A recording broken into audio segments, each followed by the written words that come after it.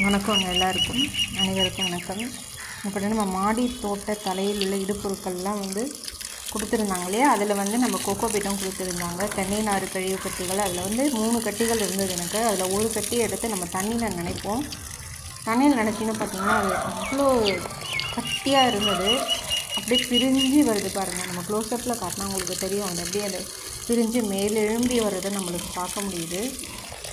இதை பிரித்து நம்ம தண்ணியில் ஊற வச்சு நம்ம இதை தூளாக ஆக்கணும்னு பார்த்திங்கன்னா இந்த கட்டியை நம்மளுக்கு ஒரு அண்ணன் கூட கோகோ பீட் கிடச்சிது நம்மளுக்கு. நான் ஆல்ரெடி ஏற்கனவே பிரித்து 2 கோகோ பீட்டை எடுத்து பிரித்து நான் காயப்பட்டு வச்சுருக்கேன். அதையும் பாருங்கள். அது எப்படி அவ்வளோ அழகாக பிரியுது பாருங்கள். அந்த தண்ணி பட்ட உடனே குட்டியோண்டாக இருந்தது. அப்படியே அந்த ஃபுல்லுமே அவ்வளோ எழும்பி பெருசாகிடுச்சு பாருங்கள்.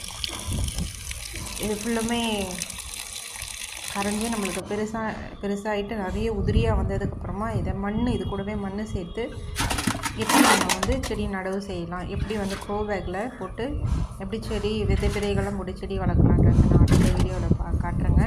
இது கூடவே நம்மளுக்கு தேவையான அசோபைரிலம், பாஸ்போபாக்டீரியா, ட்ரைகோடெர்மா விரிடி, இப்படி 200 கிராம் எல்லாமே கொடுத்துருந்தாங்க. மாடி தோட்டத்துக்கு தேவையான காய்கறி விதைகளும் 6 விதைகளும் 6 க்ரோ பேக்கும் கொடுத்துருந்தாங்க. பார்த்தீங்கன்னா தெரியும், நான் எடுத்து போடுறேன் பாருங்கள். ஒரு அண்ணன் கூட ஃபுல்லுமே அவ்வளோ வந்தது. இந்த 6 க்ரோ பேக்குமே இந்த ஒரு தென்னை நார் கழிவு கட்டியில் இந்த ஒரு கட்டி போட்டாலே போதும் போல் 6 க்ரோ பேக்குமே ஃபுல்லாக நிறைஞ்சிரும். அந்தளவுக்கு இந்த மண் கிடச்சிதுங்க கோகோ பீட்டில். தேங்க்யூ.